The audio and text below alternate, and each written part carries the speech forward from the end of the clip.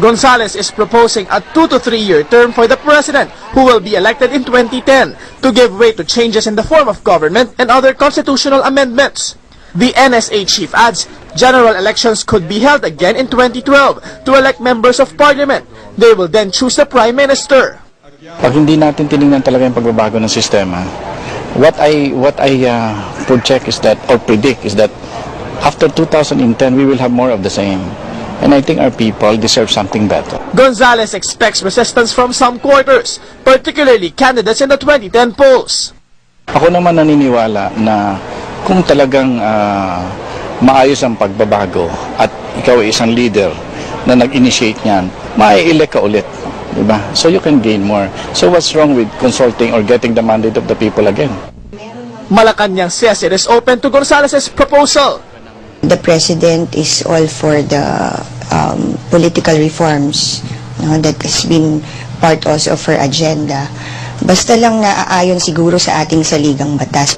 Palace officials, however, are mum on President Arroyo's plans beyond 2010. Willard Chang, ABS-CBN News. To tell us more about his proposal for a transition government for 2010, we're joined here in the studio by National Security Advisor Norberto Gonzales. Sir, good afternoon. Thank you for coming. Good afternoon. Walk us through the scenario as you envision it. Well,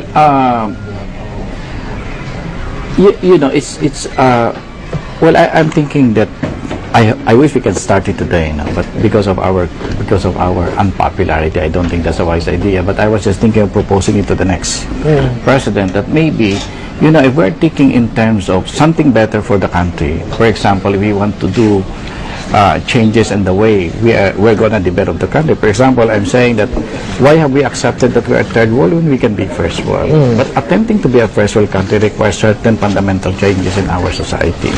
And the newly elected president, I think, would need 2 to 3 years to do that, including a change probably of the charter. But that's not the only one. Yeah, but walk me through the scenario. I mean, before we talk about the details of which changes, walk me through the scenario. There's an election in 2010. There's an election in 2010.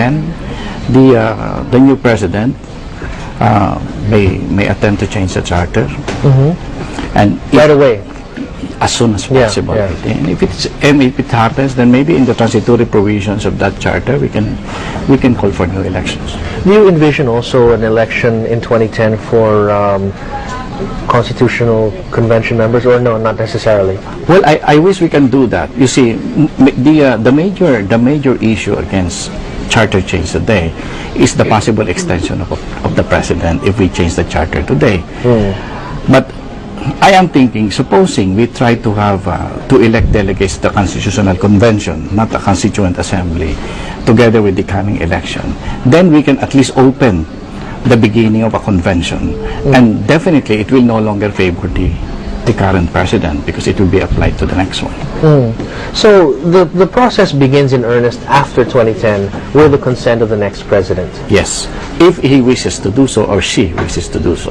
But you were saying in that story by Willard, sir, that you don't think that anyone who's going to run for president would support this. Why would anyone who spends all that money to become president be willing to give it up after 2 or 3 years? I think there are some who would, if they are seriously thinking of changing the direction of change in the country.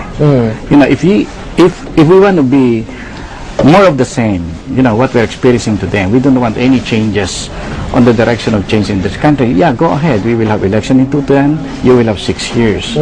But, you know, I am just speaking based on the little experiences that we have had during these last 8 years in the cabinet. You know, there are certain reforms that we need to do for the country. Otherwise, what we will have is really just continuing with what we have.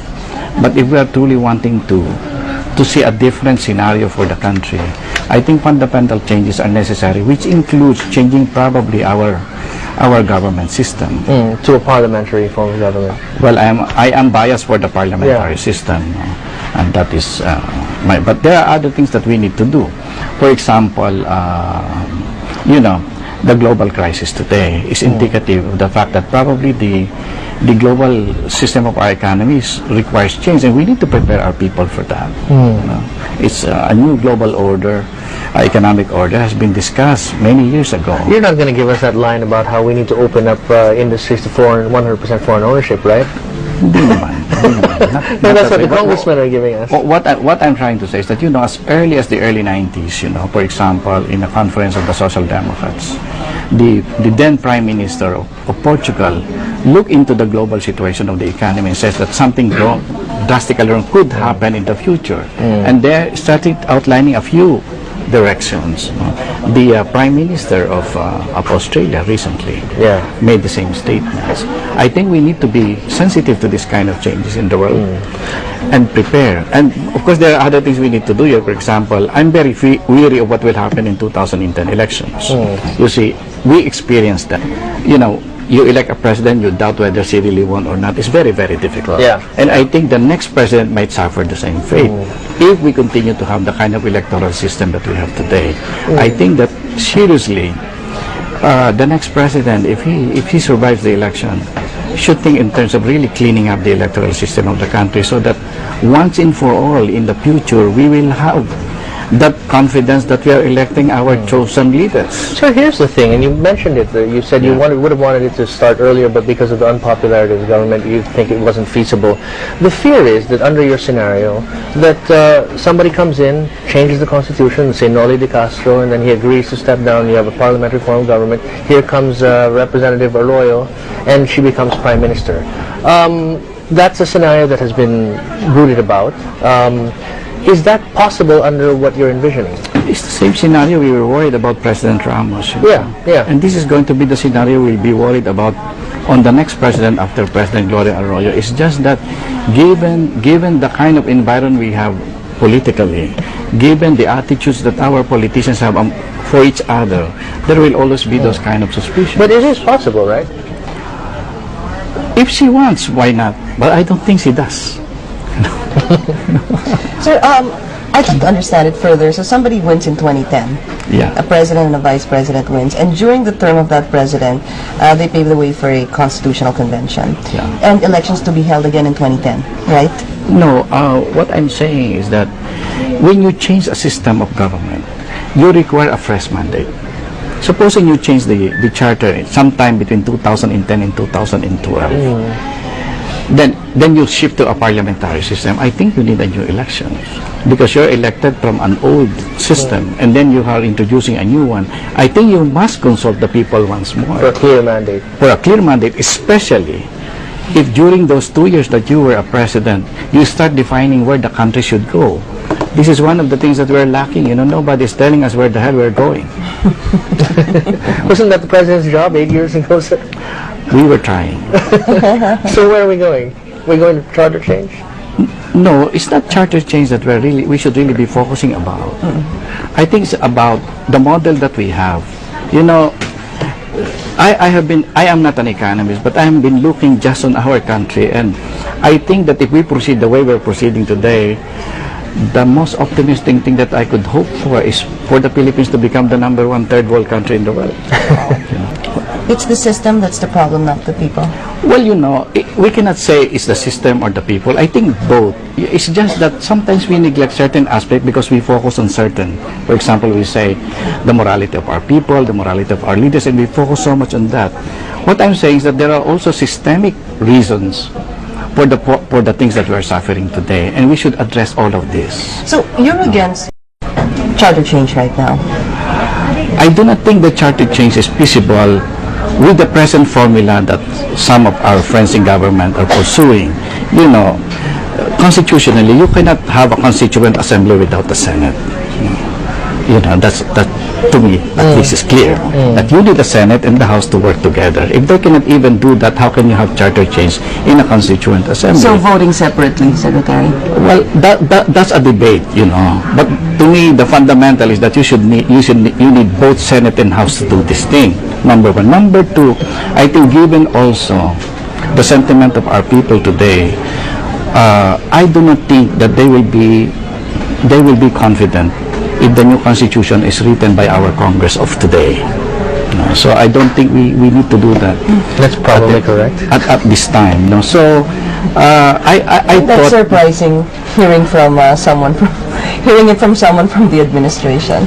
no naman. I think we're having our own debates. The president definitely wants charter change, but she wants this to happen with the full consent and approval of our people. It cannot be done any other way, no? And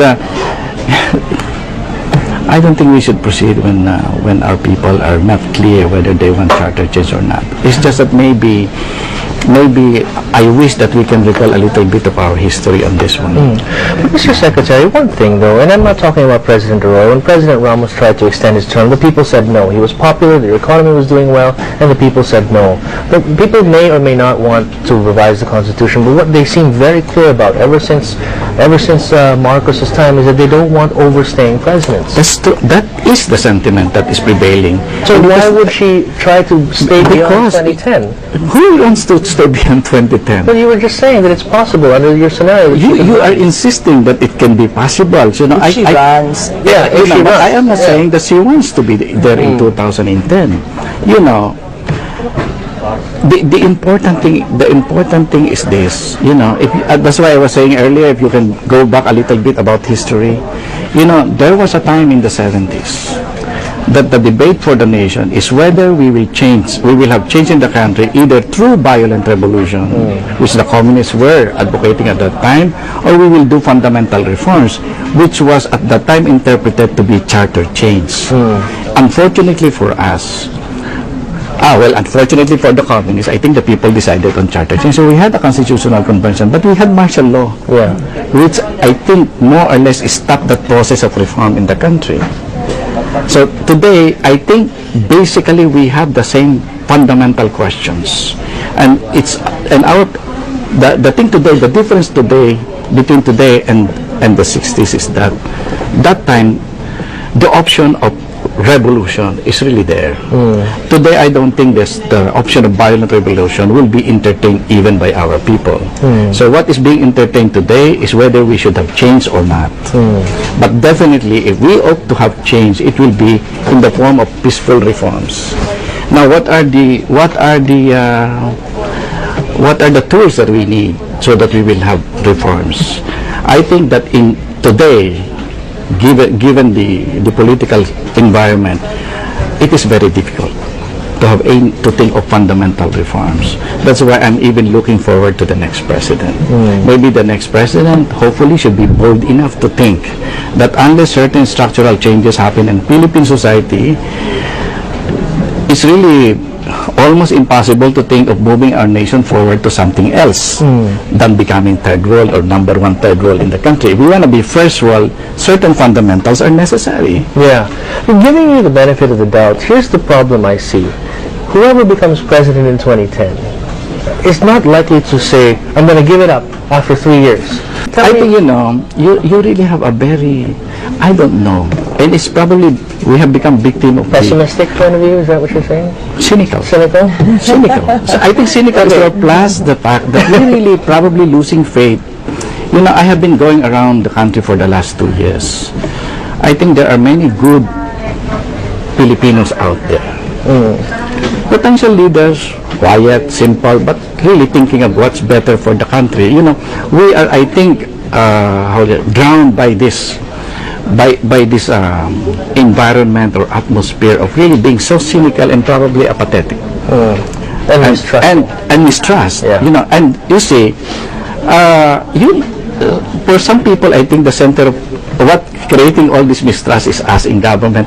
We're gonna live in 2010, and I'm just hopeful that when we are gone, maybe a new atmosphere will develop, and sincere intentions, if not real determination, could probably surface. It is not really that unwise to call for new elections after 2000. If you are a reformist leader, You want the mandate.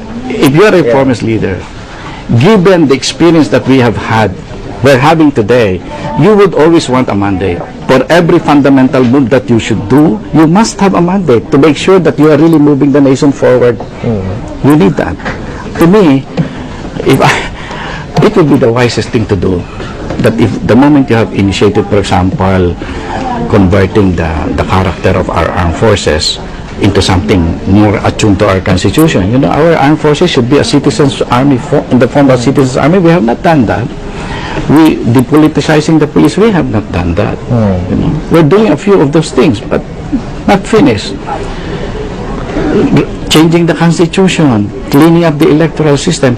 If you are the president who has been doing this consistently during the last 2 years, my God, the people might even say, don't run anymore, we will elect you what do you already. say? Di ba? Yeah. So why not? Well, if I'm the next president, I will think like that. You know?